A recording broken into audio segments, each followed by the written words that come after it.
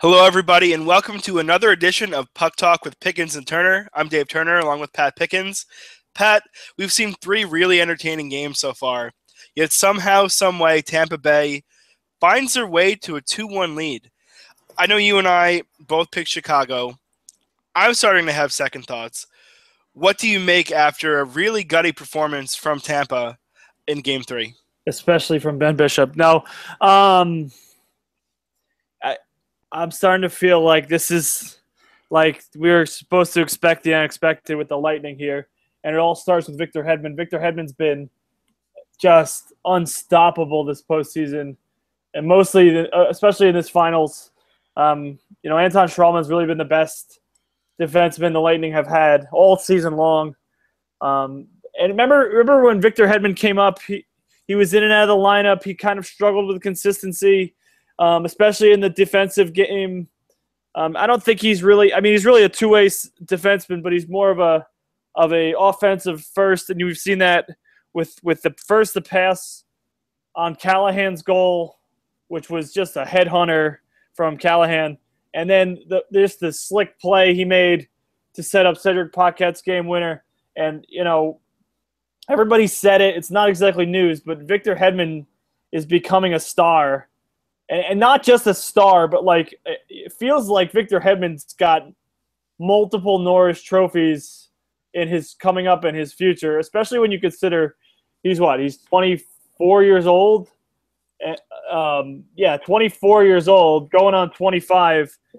And, it's almost as if Tampa Bay has been carried, and this is how you win win the Stanley Cup, I guess, where a different person carries you through each round, where you had the triplets did it in the first round and second round. Then you had Stamkos and Killorn kind of carry them in the conference final. And now it feels like Victor Hedman is just a man among boys in this series. And they're starting to get some depth in goal scoring. And I was very impressed with Bishop, not because he was fluid, but because it's almost as if he simplified his game with the injury. The stop he made on Vermette, on the breakaway. And it's really interesting because I can't figure out the Lightning, maybe. It's weird. Just because, like I said, I can't figure them out, not because I don't have faith in them, I don't trust in them. You just keep waiting for them to wilt under the lights and the heat of this moment, and they just aren't. Yeah, it's been impressive. And to me, Victor Hedman, I mean, sure, the skating and the passing, he made two incredible passes that set up goals. But what about the 5 block shots?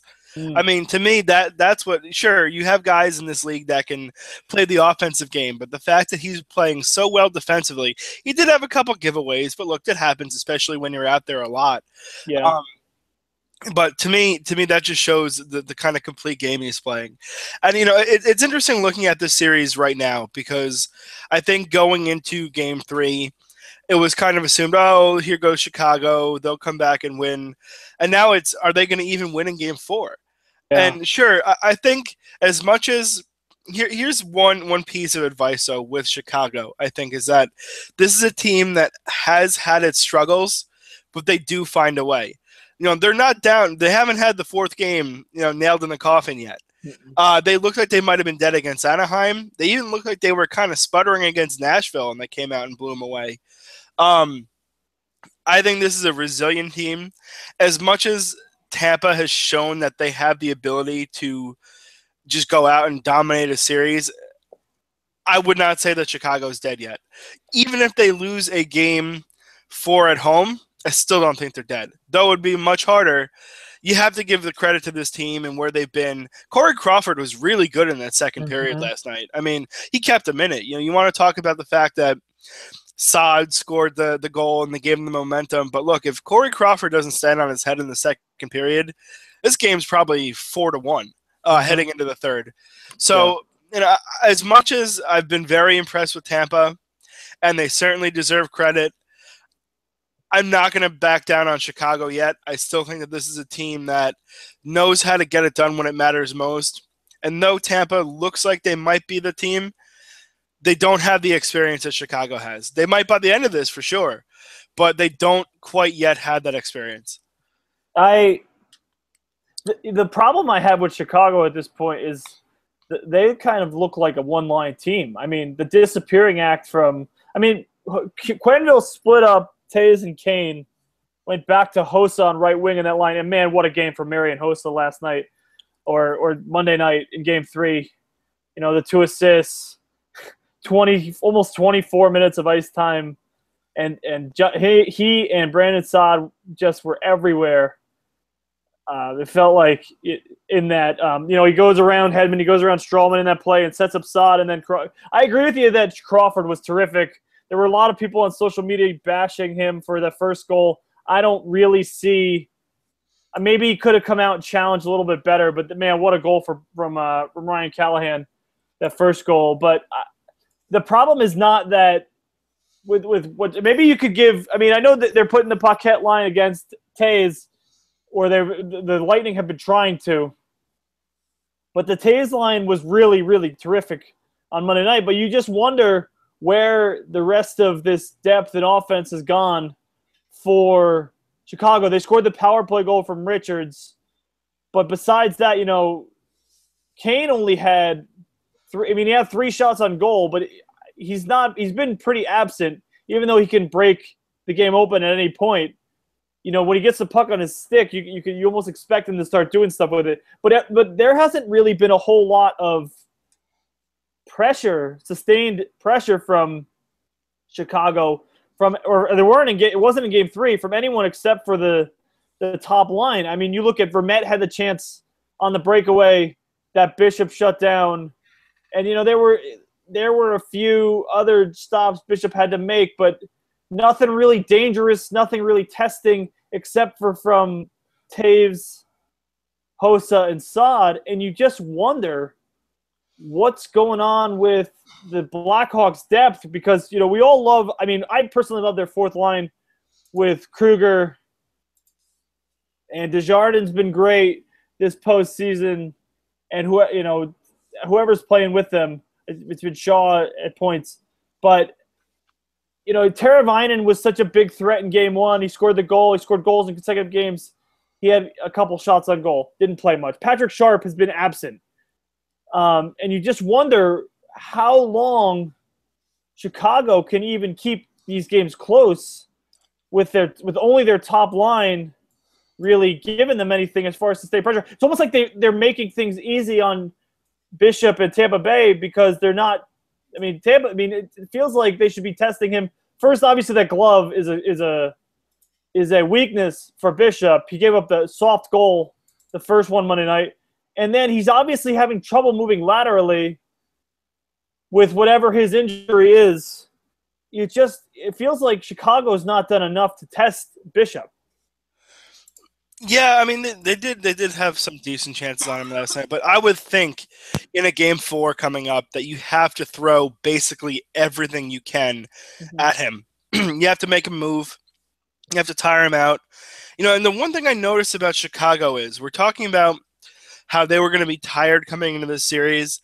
I noticed that sometimes, especially because of the way that Tampa counterattacks, the Chicago defense are a little bit slow to gain the zone and to support the offense sometimes. And then you saw when a guy like Seabrook or Keith was in the zone and they start cycling and all of a sudden their offense looks really good. But other times they fail to be able to do that, where they're not able to jump in before it comes back the other way and then the defensemen are on their heels. And maybe that's because they're a little tired from, logging all those minutes against Anaheim, or the fact that Tampa's just really, really fast and they're not letting you gain the zone before they turn you over and bring you back the other way. But that to me has been an issue. It's really interesting looking at this series now because you made the point that this could be 3-0 either way, and you can make a good case for it. And it's true. You look at where Tampa was in Game 1, and they could have probably just gotten another one and held on there. But in the same regard, I think Chicago has been right there. I mean, sure, you talk about that their depth scoring hasn't been there. All right, they lost the game by 1. If they get any sort of late-game goal scoring, either they win or it goes to overtime. Mm-hmm. One goal we're talking about. It's Yeah. not like they're losing 5-1 and we need to get depth scoring. Yeah.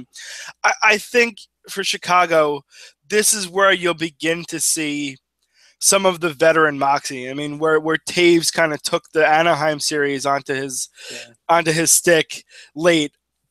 Now is the time. I mean, Game 4, Game 5, really, those two would really start to get going. I still think it's destined for 7 games. I really do.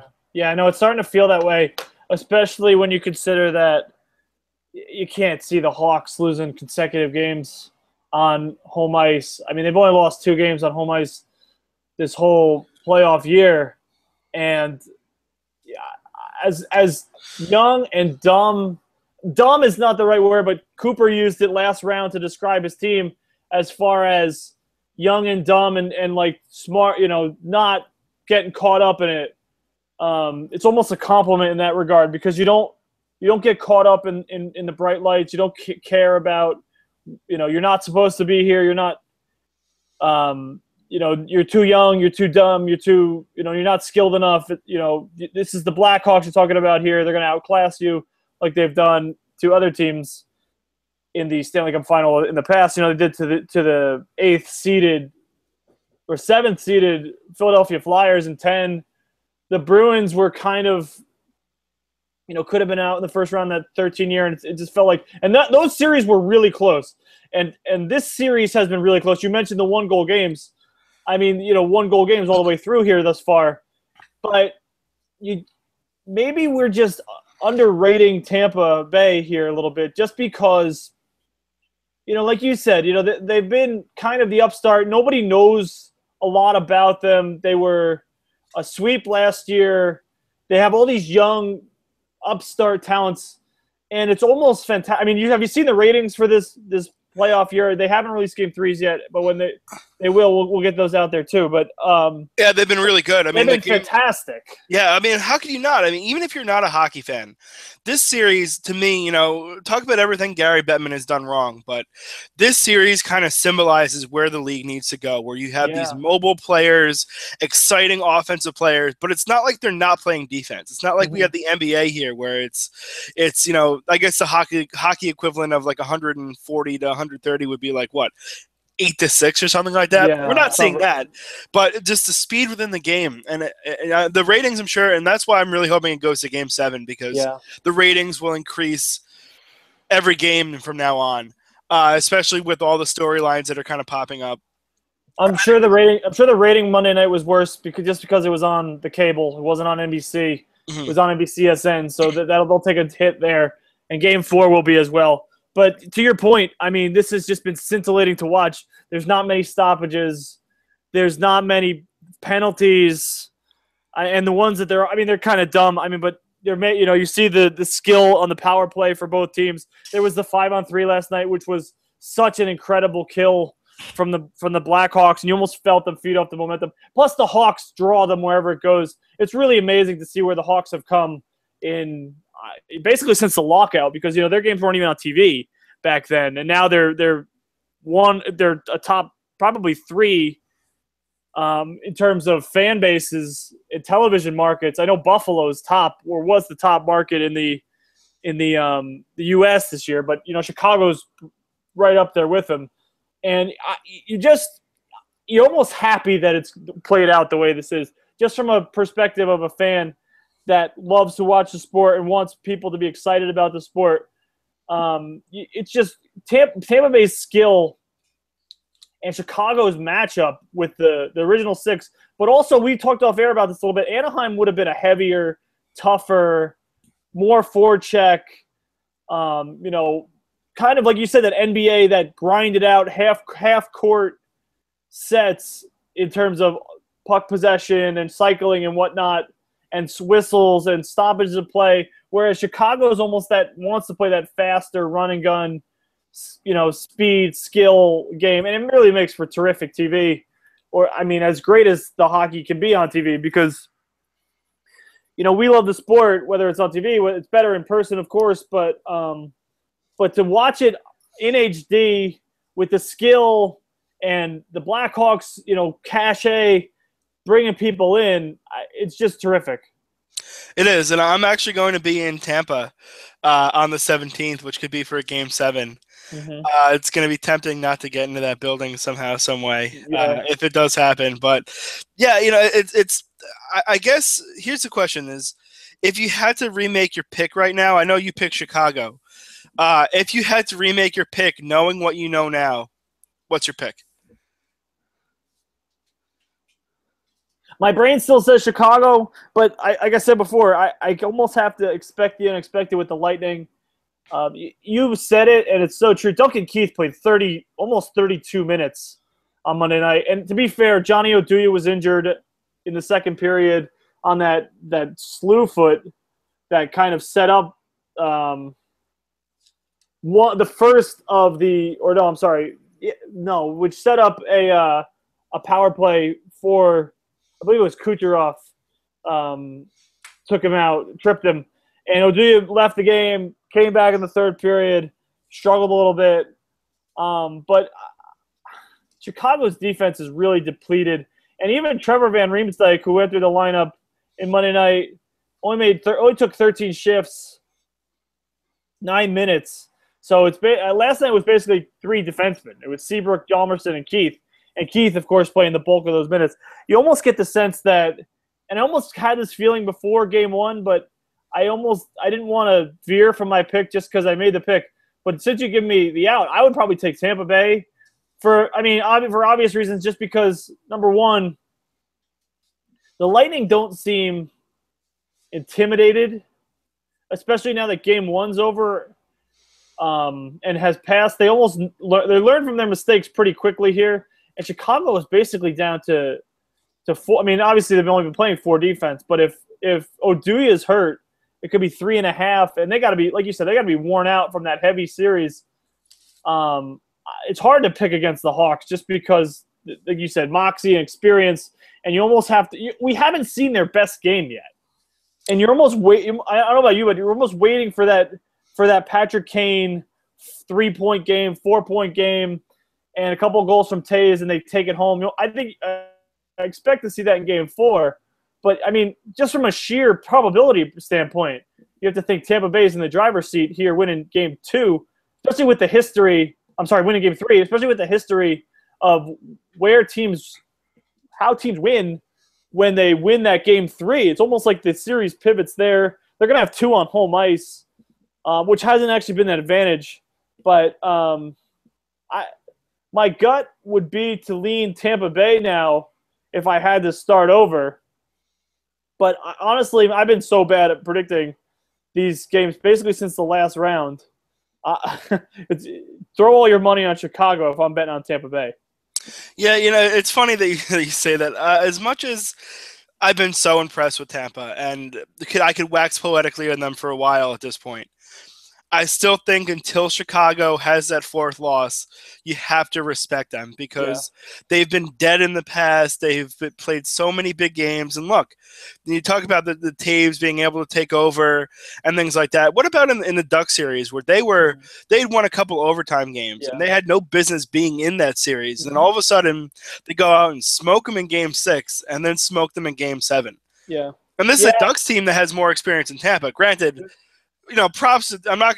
Tampa Bay is an incredibly talented team, but I still think Chicago has that edge because they've been there before.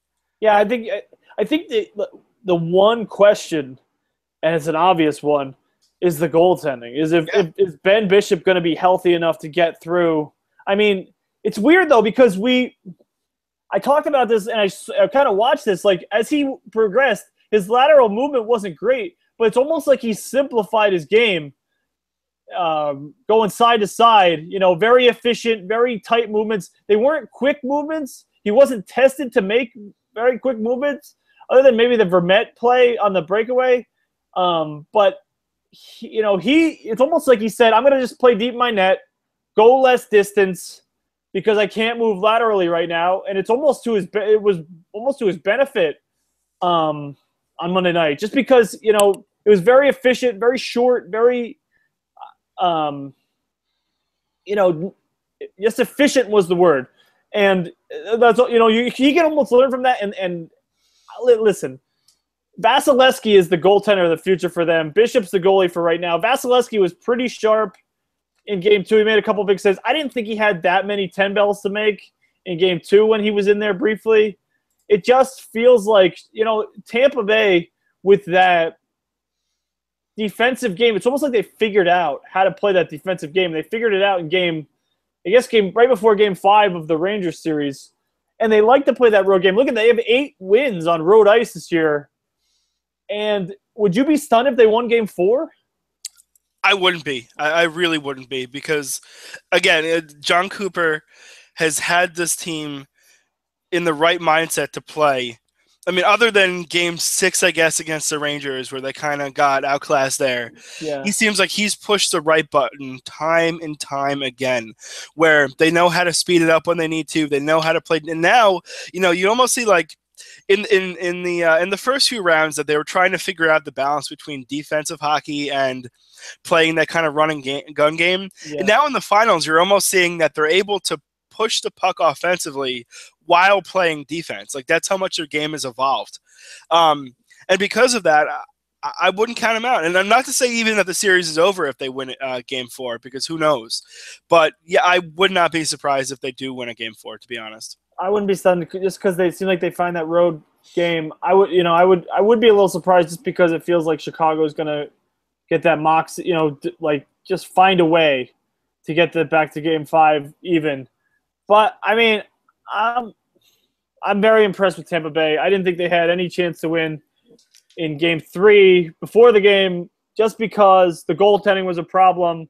The Hawks on home ice, but especially after they killed the 5-on-3 and then scored the goal to take the lead. It just felt like everything was moving away from Tampa Bay. And then 13 seconds later, those triplets just came out and scored the goal and took the game and now took the series by the throat.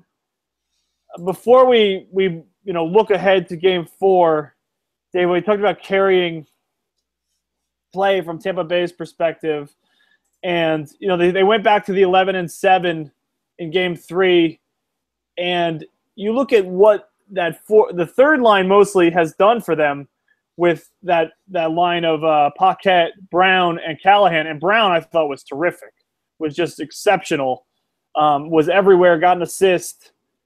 And you look at the goals that Callahan have scored. Do you think maybe that this is the Lightning's depth is finally starting to come out? Is that scary there from a Blackhawks standpoint? Yeah, it's funny because you look at Chicago and you think that they were the deeper team perhaps coming in. Mm-hmm. That Tampa was a lot of those first 2 lines. But no, I don't think that's the case. I think that you have the third line playing really well now for this team. And Chicago hasn't been able to answer with the same amount of firepower from their depth. Right now, if you look at it, the bigger goals, the series tilting goal right now is from a third line of one team and not the other with Tampa Bay. And you know what? Sometimes it comes down to that. You're able to match up against the first lines, and you might find your mismatch against certain teams with your third or fourth line, and that's how you can win a series. It doesn't have to be your big guns scoring 8 goals in 7 games or something like that. And that's another reason of why Tampa is this constantly evolving team. Where we talk about where they were early on, where they almost lost to Detroit. I mean, is this anywhere near the same team? If they play Detroit now, that's a 4-game series. I would say no doubt, but. Again, you get caught up in the lights of it all. You get caught up in the being in the playoffs. It takes. And to be fair, we forget that in Game 1 of that series, the Lightning basically dominated, and Mrazek stood on his head in that game. So the opportunity was there to take the series by the throat very early from a Lightning perspective. The other thing that I kind of alluded to earlier in the depth and goal scoring, but that is a little nerve-wracking, I would say, from Chicago's perspective, is where is that second line that Kane – I mean, Bickle apparently had vertigo, which is incredible. But Bickle's really not an offensive player. If you want to put that line, Kane, Richards, and Bickle, Bickle's the grinder, Richards the distributor, and Kane's obviously the playmaker.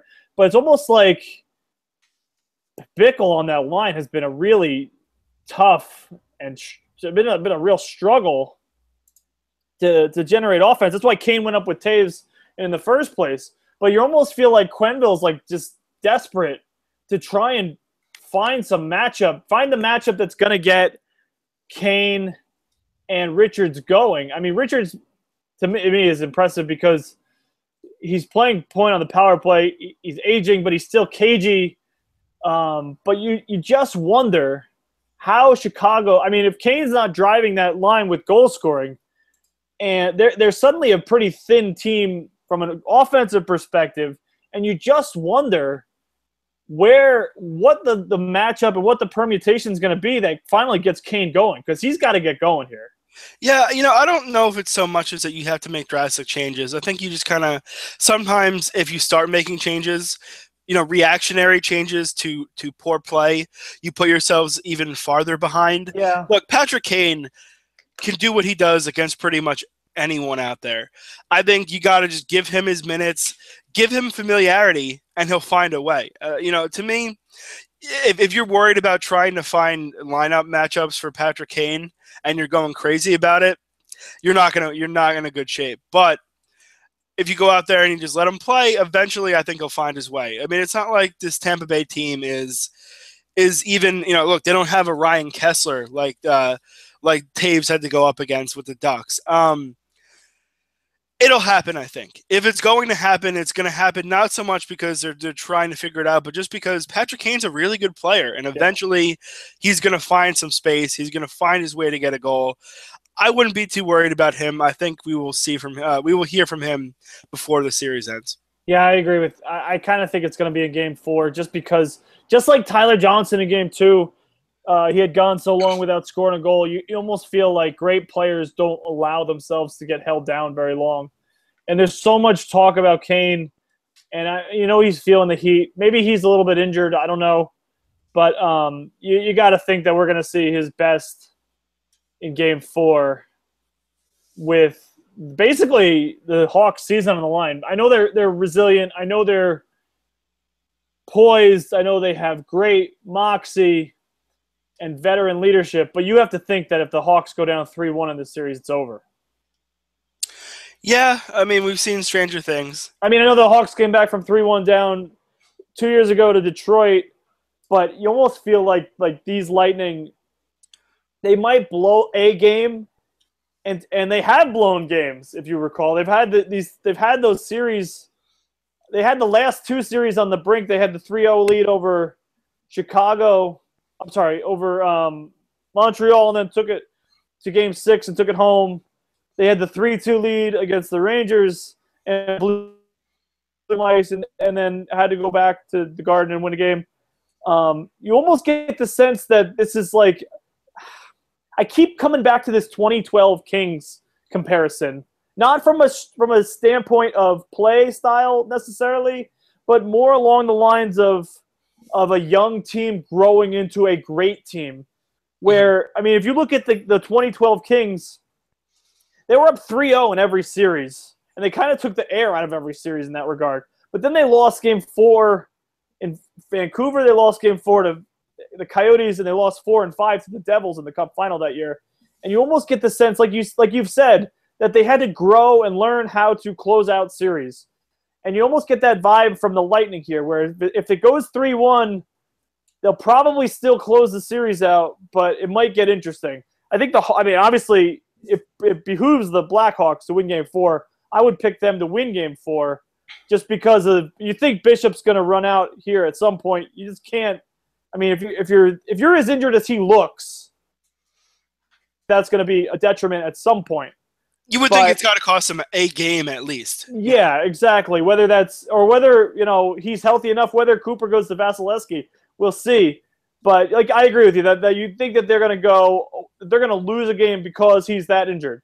And you would probably think it'd be Game 4. But looking ahead, Dave, what do you think? What do you feel with Game 4 looming? I think you have to go with Chicago. As much as Tampa has been good on the road, and they've kind of made us rethink everything we think about them every round almost, this is Chicago. if there's any team that can kind of, and again, it's not like they're down 3-0 here or even 3-1. I think they find a way, whether it's putting up 4 finally on Bishop or something like that, or Crawford really having a game where it's not just flashes, but he plays 60 minutes of really good hockey and maybe gives up 1.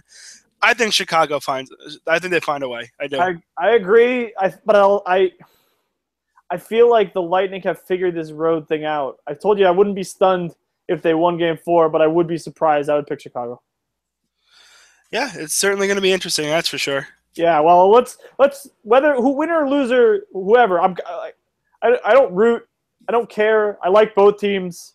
I really love both. I just want Game 7. I know. That was the point I was going to make, was that if root for the team you love, whether you care or whether you don't.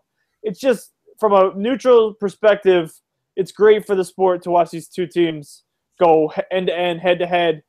And you just wonder, you just hope that it could keep going. But basically, the distance, you don't want to see a short series with these two teams because, and listen, we could get into this point.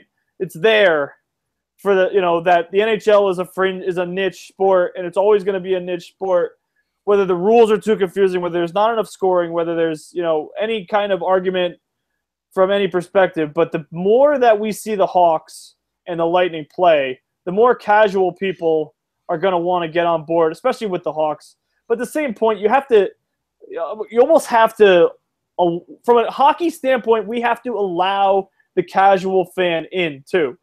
Whether it's frustrating that they don't know the rules, whether it's, whether you want to be part of this niche fringe group that loves the sport, you have to. I mean, for the betterment of the sport, everyone has to be involved, and you have to get as many people involved as possible. Otherwise, I mean, you look at the NFL, where the Vikings and the Saints was the NFC Championship game a few years ago, and it was a fantastic rating. Nobody cared that it was two relatively small markets, as opposed to, from a hockey perspective, if Anaheim and Tampa Bay, you heard the moans and groans from around the country that if that were the sport, that was going to be the Cup final, it would have been a disaster for the NHL.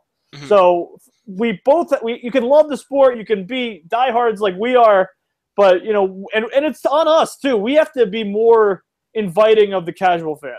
Yeah, that's actually a really good point, because it's harder in the NHL, regardless of the fact that they are the number 4 sport out of the big 4, because the NFL is kind of, it's only on Sundays and Mondays for the most part. Yeah. It has the ability to kind of draw everyone in, and the NBA is so much about superstars. It's about people. I mean, look, if LeBron James wasn't in this series in the NBA and it ended up being whoever else, the rating's not nearly as good. Sure, Steph Curry is a big name player, but LeBron James is LeBron James. And, the NHL, unfortunately, doesn't really have someone that can move the needle like that, because Sidney Crosby, for as big a star as he is kind of polarizing, like LeBron.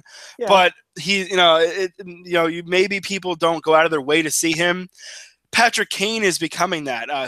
There's a lot of guys in this series that Jonathan Toews. Yeah, I mean, Tyler Johnson. There's so many guys here that are going to be or already stars, that this is why you want to get hockey fans involved. If you can get someone to watch one of these games, you might hook them for life, because this is really as good as the sport is going to get. And that's not saying, that's not a bad thing, because it's been tremendous. The big problem is going to be that the regular season is too long, and everybody loves the playoffs, and the casual fan loves the playoffs. The playoffs are fantastic.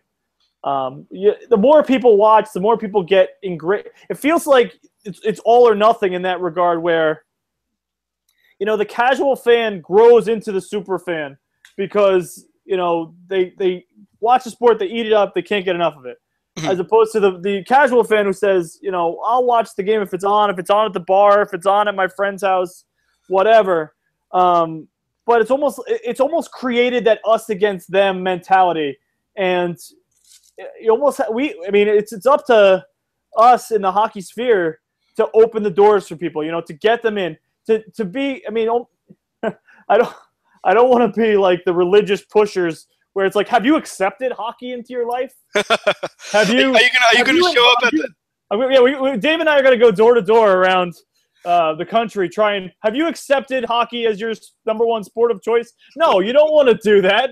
But at the same point, the more people that know, the more people that are ingrained, the more conversation that starts. Listen, it's probably never going to be football in this country, but I think it's great for the sport to have the Blackhawks involved, the skill level involved, the lack of goonery and fighting.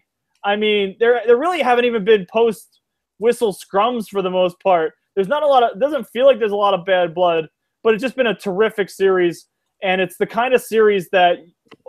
I mean, you made the point that it's like the '83 Cup final in terms of Edmonton versus the Islanders, where it was old guard versus new guard. You saw where the sport went from there with the fast run and gun, Oilers, and the '80s were wild. Mm-hmm. And maybe we're almost at a time where that's going to change because you see Calgary is another team that does that, and Dallas, and there's teams that can play run and gun, and it would be interesting to see if the end result of this is teams scrapping the fighters and the big thumpers for a little bit of more speed. Yeah, we've been going towards that anyway since the lockout, and the best news is the lockout gets further and further behind you, and it seems like the NHL is doing great things to try and make its game even better with the overtimes and with the 3-on-3. Just wait till the 3-on-3 comes. That's going to be fantastic. Yeah, that's not going to be next year though, I don't think. Well, the suggestion's been made. It's just a matter of whether it happens or not. But I think just everything's moving towards more exciting hockey. Listen, the heavy game's great. It's fun.